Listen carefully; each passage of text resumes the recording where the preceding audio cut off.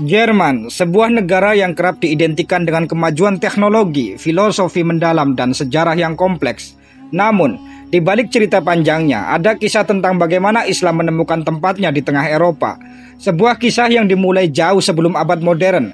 Ketika benih pertama Islam mulai dikenal di wilayah ini, hari ini, kita akan menyelami bagaimana Islam berkembang di Jerman, menghadapi dinamika sosial politik, hingga akhirnya menjadi bagian dari masyarakat multikultural yang kita kenal saat ini. Sekarang kita masuk ke sejarah Jerman. Untuk memahami perjalanan Islam di Jerman, kita harus mengenal sejarah negara ini terlebih dahulu. Jerman, yang saat itu menjadi bagian dari Kekaisaran Romawi Suci, mulai terbentuk sebagai wilayah yang terfragmentasi dengan berbagai kerajaan kecil. Sejarah Jerman dimulai dari masa ketika wilayah ini menjadi bagian dari Kekaisaran Romawi. Pada abad pertama Masehi, suku-suku Jermanik seperti Goth, Vandals, dan Saxon mulai dikenal. Wilayah ini yang disebut Germania oleh bangsa Romawi bukanlah satu kesatuan politik, melainkan kumpulan suku-suku yang sering berperang satu sama lain. Kekaisaran Romawi gagal menaklukkan seluruh wilayah Germania setelah kekalahan besar di hutan Teutoburg pada tahun 9 Masehi yang dipimpin oleh pemimpin Germanik bernama Arminius. Kekalahan ini menjadi salah satu peristiwa penting dalam sejarah Eropa, mengakhiri ekspansi Romawi ke wilayah utara dan membentuk dasar dari identitas Germanik. Selama abad pertengahan, wilayah ini menjadi bagian dari Kekaisaran Romawi Suci yang didirikan oleh Charlemagne atau Karl der Grobe pada tahun 800 Masehi. Kekaisaran Romawi Suci yang sering dianggap sebagai kekaisaran tanpa pusat mencakup wilayah yang kini menjadi Jerman, Austria, Swiss, dan sebagian besar Italia. Sistem ini adalah gabungan dari berbagai kerajaan kecil, kota-kota bebas, dan wilayah gerejawi. Semuanya di bawah kepemimpinan kaisar yang berhubungan langsung dengan gereja Katolik. Pada abad ke-16, Jerman menjadi pusat reformasi Protestan yang dipimpin oleh Martin Luther.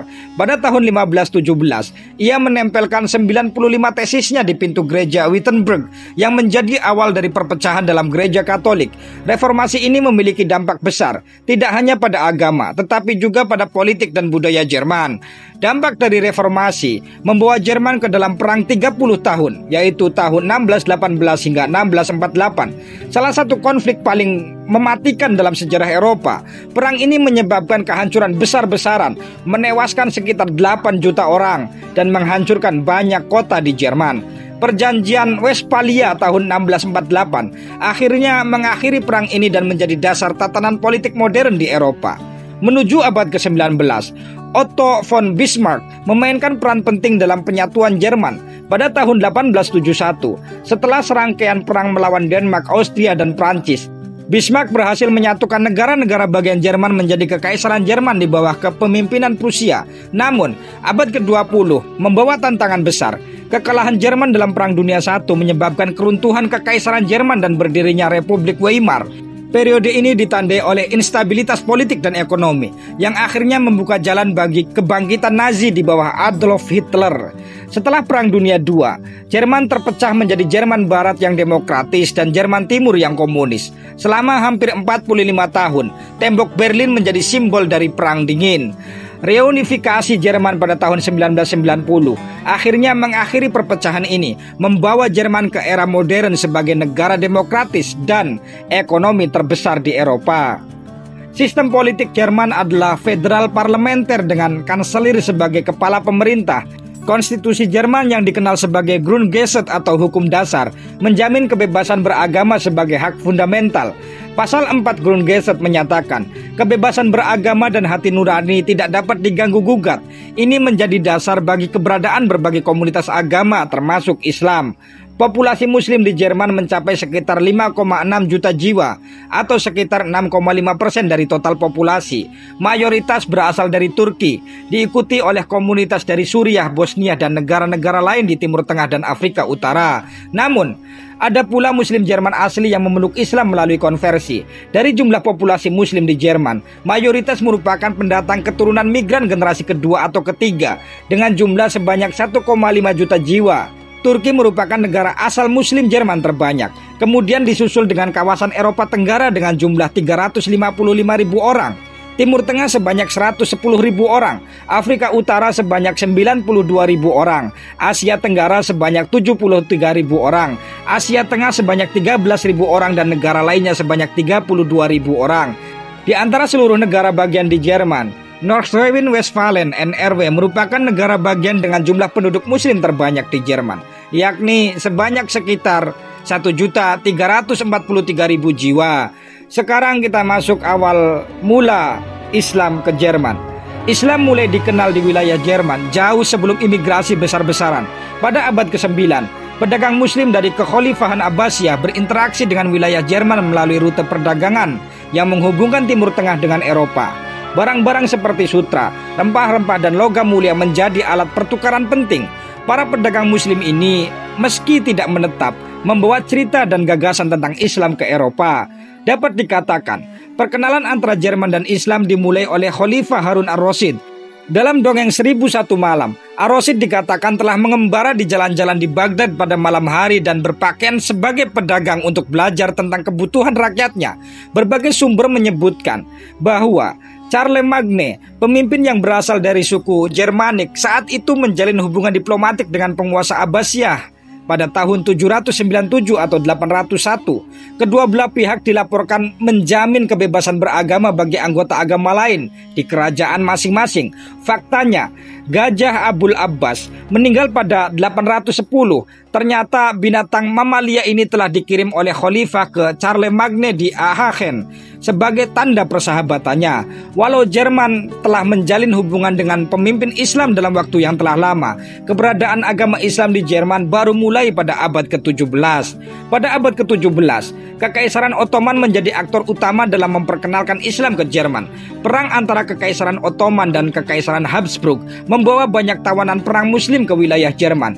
Para tawanan ini sering digunakan sebagai buruh atau tentara bayaran, dan beberapa akhirnya menetap membentuk komunitas kecil muslim di Jerman. Pada abad ke-18, hubungan diplomatik antara Kekaisaran Ottoman dan Kerajaan Prusia semakin memperkuat interaksi ini. Salah satu contoh terkenal adalah kunjungan resmi Duta Besar Ottoman ke Berlin pada tahun 1763. Hubungan ini tidak hanya bersifat politis, tetapi juga membuka ruang bagi pengenalan budaya Islam di Jerman.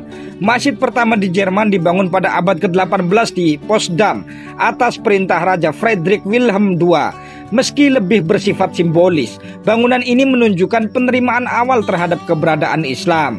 Akan tetapi, populasi muslim di Jerman mulai bertambah signifikan pada abad ke-20 ketika imigrasi besar-besaran terjadi, terutama dari Turki.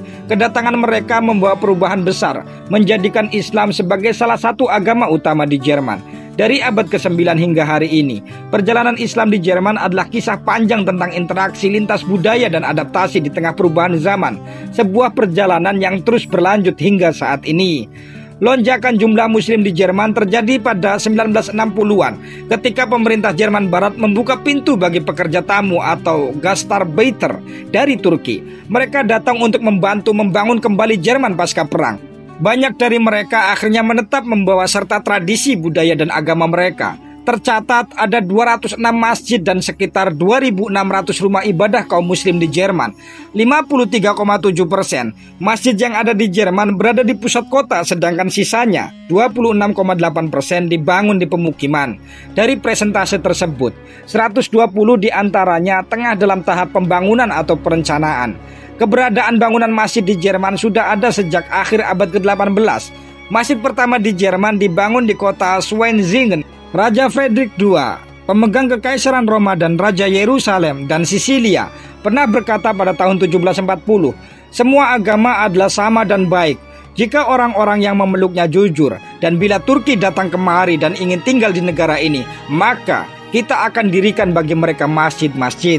Pada 1779, Jerman membangun Masjid Schwenzingen di dalam kompleks Istana Schwenzingen dengan rencangan arsitek Prancis Nicolas de Pigage. Pembangunan masjid memakan waktu selama 15 tahun, yakni dari 1779 hingga 1796. Meski bertujuan untuk menghormati toleransi, tetapi ada isu yang beredar bahwa Schwenzingen dibangun sebagai hadiah bagi salah satu istri Raja Turki yang beragama Islam. Isu lain menyatakan bahwa salah satu bangsawan yang hidup di sana pada masa itu memeluk agama Islam. Kini bangunan masjid tidak lagi digunakan sebagai tempat untuk ibadah, melainkan telah dialihfungsikan sebagai objek wisata dan bangunan bersejarah. Masjid Schwenzingen dapat dikunjungi oleh para pengunjung setiap hari kecuali hari Senin. Selain Schwenzingen, masjid bersejarah lainnya adalah Masjid Berintruk Sehtlik Chami atau biasa dikenal dengan nama Masjid Sehtlik. Bedanya, Schwenzingen telah menjadi bekas masjid, namun Sehtlik masih difungsikan sebagai tempat ibadah. Masjid Sehtlik dibangun pada 1983. Nama Sehtlik diambil dari bahasa Turki yang berarti para syuhada. Itu dikarenakan Masjid Sehtlik berada di areal pemakaman Sehtlik, pemakaman para syuhada. Pemakaman Islam tertua di Jerman. Pemakaman Sehtlik merupakan pemakaman yang diberikan oleh pemimpin Prusia kala itu. Dengan gaya arsitektur Ottoman, masjid yang terletak di Jalan Kolumbiadam, Tempelhof Berlin tersebut dirancang oleh arsitek Turki Hilmi Snalp. Masjid Sehtlik memiliki kubah besar dan 2 menara lancip dan kompleks yang masih menjadi wilayah diplomatik pemerintah Turki. Seiring berjalannya waktu, Masjid Sehtlik telah mengalami beberapa kali renovasi sehingga luasnya pun bertambah. Untuk luas masjid telah mencapai 1.360 meter persegi. Namun, jika digabung dengan taman dan pemakaman, luas kompleks Sehtlik mencapai 2.805 meter persegi. Walaupun Islam diterima secara konstitusional, tantangan tetap ada. Islamfobia dan diskriminasi menjadi isu yang harus dihadapi oleh komunitas muslim. Namun, di sisi lain, semakin banyak muslim yang terlibat dalam politik, seni, dan pendidikan membuktikan Islam adalah bagian integral dari masyarakat Jerman. Sosiolog terkemuka Jerman, Jürgen Habermas pernah berkata, multikulturalisme bukan hanya tentang toleransi, tetapi juga pengakuan setiap budaya memiliki nilai yang setara. Perspektif ini menjadi landasan penting dalam membangun masyarakat yang inklusif. Islam di Jerman adalah kisah tentang adaptasi, perjuangan, dan harapan. Sebuah perjalanan dari masa lalu yang penuh tantangan hingga menjadi bagian dari mosaik multikultural Eropa. Seperti yang pernah dikatakan oleh Albert Einstein, dunia ini adalah panggung besar dan setiap peran memiliki kontribusinya masing-masing. Islam di Jerman adalah salah satu peran itu, membentuk harmoni dalam keberagaman. Jika ada jejak sejarah yang tertinggal atau ada kesalahan, saya mohon maaf. Terima kasih sudah menonton. Sampai jumpa di lingkar jejak selanjutnya.